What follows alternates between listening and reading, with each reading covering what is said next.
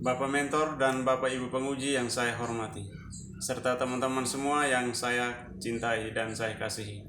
Sekarang saya akan mempresentasikan video kegiatan aktualisasi saya, yaitu penanaman lam toro teramba dengan sistem irigasi tetes di Desa Elnasi, Kecamatan Kupang Tengah.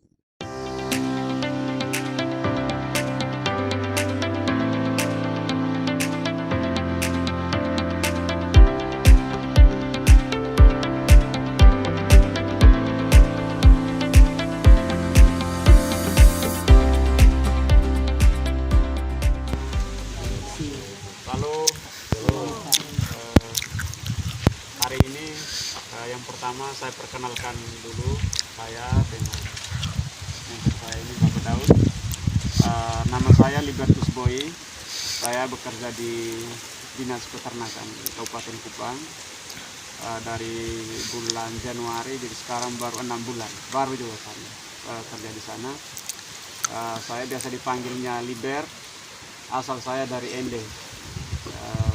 Kebetulan tahun 2019 ikut seleksi calon pegawai negeri sipil di Kabupaten Kupang, setelah seleksi dan lolos, dan sekarang kami lagi mengikuti kegiatan yang namanya pelatihan dasar. Kalau yang dulu biasa orang sebut prajabatan sebelum jadi PNS 100% itu menuju ke 100%. Jadi ada satu kegiatan yang harus diikuti yang disebut dengan prajabatan atau pelatihan dasar. Nah, pada saat kegiatan pelatihan dasar itu kami diberikan tugas untuk mengaktualisasi atau melaksanakan sesuai dengan bidang kami di lapangan selama 1 bulan. Nah, setelah saya berkonsultasi dengan pembimbing saya, Bapak Daud, akhirnya beliau bilang, oke, kita ke kelompok tani Berkat Mekmese di Desa Elnasi. Sebenarnya di Desa Emova, tapi di sana ada kendala satu dan lain hal, akhirnya pindah ke Tunas Muda juga. Sebenarnya hari ini kami ke Tunas Muda juga tidak bisa di sana, ada masalah juga. Oke, kalau begitu biar kita di kelompok tani Berkat Mekmese di Desa Elnasi. Jadi mungkin saya tidak tahu apakah jalan Tuhan atau apa. Akhirnya hari ini kita bisa bertemu dengan Bapak Ibu di sini.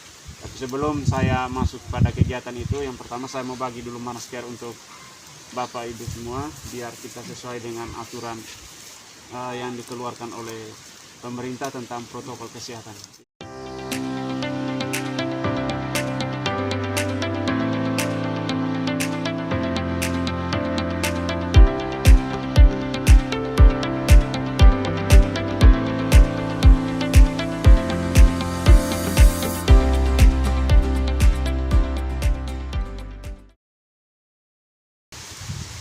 Jadi kita budidaya lam toro teramba. Kenapa kami pilih lam toro teramba, Mama?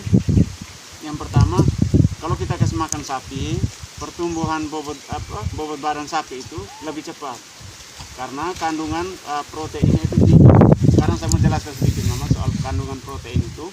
Sama kita manusia ini, kita nih Bapak dong. Setiap hari kalau kita makan ikan dan telur pasti badan naik ke sana. Sebarannya gemuk-gemuk semua toh. Nah, itu toh. Kalau setiap hari kita makan daging ikan terus, makan daging ayam terus, makan telur terus, minum susu terus, nah setiap hari ketemu karmano, tapi ketemu barang naik cepat toh. Nah, begitu juga dengan ternak. Dong juga butuh makanan yang enak supaya dong badan lebih cepat tumbuh, lebih cepat besar, katong jual dengan harga yang lebih mahal. Kalau lam toro yang lain yang biasa-biasa itu, ketika kena kuntul loncat, dia langsung daunnya rusak, warna hitam semua. Jadinya bekas makan sapi dan semua makan. Nah, begitu makanya kita budidaya lam toro teramba supaya begitu kuntul loncat datang, dia sonde kena. Karena kuntul loncat, dia warna sonde hitam, kualitasnya tetap sama, tetap gizi. Akhirnya sapi mau makan juga banyak. Bapak mama semua, mungkin ada yang mau ditanyakan, tanya apa saja, kami siap untuk menjawab. Karena kita di sini juga istilahnya belajar sama-sama dengan Bapak dong dan Mama dong. Silakan Mama, mungkin ada yang mau tanya.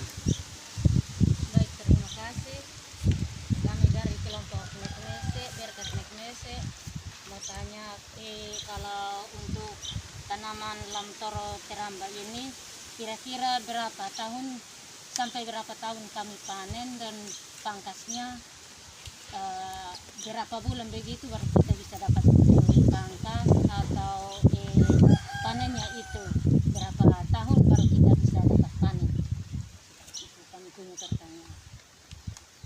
baik, terima kasih. Ibu Bendahara kelompok, namanya Ibu siapa?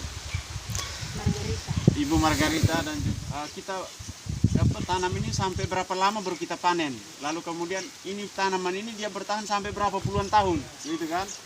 Oke, jadi lam toro teramba ini karena dia pertumbuhannya sangat cepat, 6 bulan saja itu sudah bisa panen.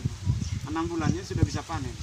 Nah, orang biasa bilang begini, tanam lam toro di puncak gunung panen beras. Betul tidak, Bapak? Tanam lam toro di puncak gunung panen beras. Maksudnya begini, ketika 6 bulan dia sudah berbuah, bijinya itu kita jemur untuk jual per kilo 50.000. Batang dan daunnya kita kasih makan sapi, bijinya kita jual untuk, bisa juga kita jemur dia, kita simpan untuk tanam lagi, misalnya mau kembangkan lebih luas lagi. Misalnya sekarang baru 10 kali 10, baru 10 area misalnya. Jadi ke depan misalnya rencananya saya kelompok ini maunya 50 hektar. Nah, berarti benihnya itu kita jemur, simpan untuk penanaman berikutnya, yang sisanya baru kita jual. Jualnya itu 1 kilo 50.000 sekarang, malah lebih mahal daripada beras. Kalau beras 1 kilo hanya 10.000, kita kerja capek-capek di sawah, sudah bayar orang yang bajak, bayar orang potong, siap makan minum, harganya hanya 10.000. Kalau lam toro, biji lam toro teramba harganya 50.000. Jadi mana yang lebih untung? Tapi bukan berarti Bapak dong mau kasih tinggal tanam pada di sawah, tidak. Tapi di lahan yang kosong yang saat ini, yang lahan kering begini ini, baru yang tidak digunakan apa-apa itu untuk kita tanam lam toro teramba, begitu Bapak. Karena dia ini bisa tumbuh subur di lahan yang bagaimanapun. Biar mau lahan yang tandus, contohnya di Camplong, di kelompok setetes madu itu juga padang semuanya. Tetapi mereka pertamanya itu ketika saat dari dinas datang untuk sosialisasi penanaman lam toro teramba juga, mereka tidak percaya. Tetapi sekarang kita lihat di sana sudah 500 hektar lebih yang mereka tanam lam toro teramba. Jadi tanam lam toro teramba di puncak gunung, panen beras, panen doi itu.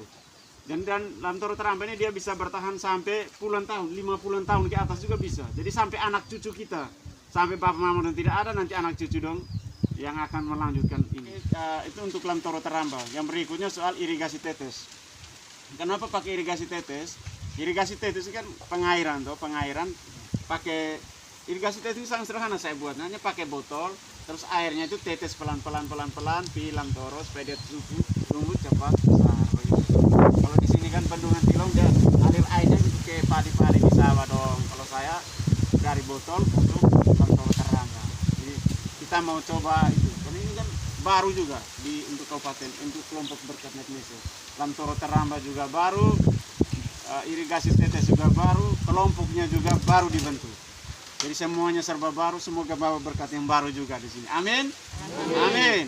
Bapak mama semua, sekarang kita masuk di tahap bagaimana cara untuk pembuatan lubangnya, nanti untuk gas keluar airnya nanti untuk dia tetes itu.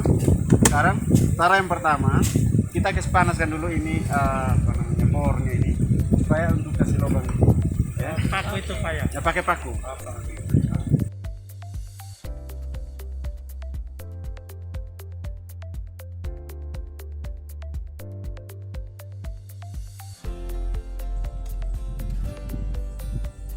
Lepas semua itu ya sudah. Iya, coba kita lihat tetes ini. Pas toh? Ya, Pak. Hemat kan? Enak. Hemat kan? Ini yang disebut irigasi tetes ini, Iya, keluarnya tetes demi tetes. iya. Kalau dia keluar cepat, namanya irigasi mengalir. Iya. Dan lubangnya jangan terlalu besar. Kalau terlalu besar, nanti airnya cepat habis. Yang kedua, kalau misalnya pas kita masuk pertama airnya belum keluar, kasih hancurkan dia punya sumbu dulu supaya airnya bisa merebes masuk di dalam benar. Begitu ya. Jadi ini keluar tetes. Setelah itu kita kasih lubang bagian atas untuk udaranya. Karena tidak ada udara dia tersumbat, sehingga kita harus kasih lubang di bagian atas supaya udaranya masuk.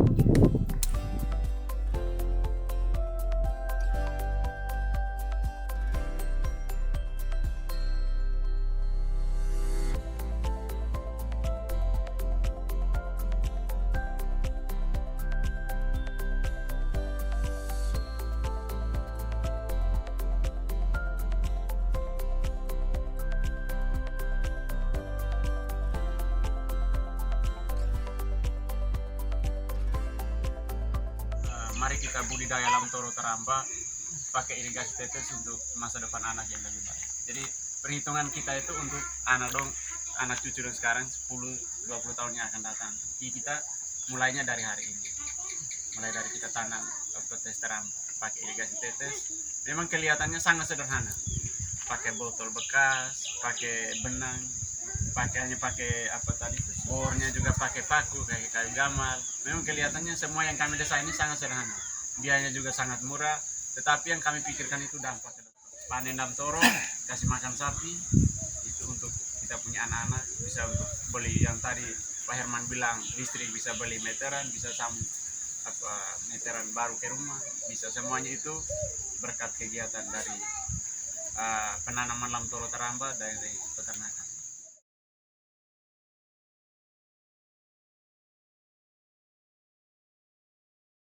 Au ajak, au fel, au ana untuk kahim sen pates teramba lain penati hai mi fena hai anhi si hena sekolan isnana te au ajak au fel au ana untuk hai sen pates lantoro teramba lain untuk hai mi fena hai monit dan hai mi sekolah hai anhi. Irigasi tetes dilaksanakan pada saat musim kemarau. Mengapa? Tujuannya supaya memberikan didikan dan pelajaran bagi petani supaya dapat melakukan saat musim kemarau, bisa menanam lam toro teramba. Yang berikut kita pergunakan sistem irigasi tetes ini. Kita menggunakan media, salah satunya itu limbah dari botol aqua 1 liter. Kenapa kita harus melakukan irigasi tetes? Karena irigasi tetes itu selain menghemat air, yang kedua menghemat tenaga bagi petani saat menyiram. Karena lewat irigasi tetes itu kita bisa berselang waktu, kita mengisi air di media itu bisa selama 4 sampai 5 hari baru air itu habis dan petani bisa menambahkan. Berarti petani bisa menyelesaikan pekerjaan yang lain atau kesibukan yang lain. Itu keunggulan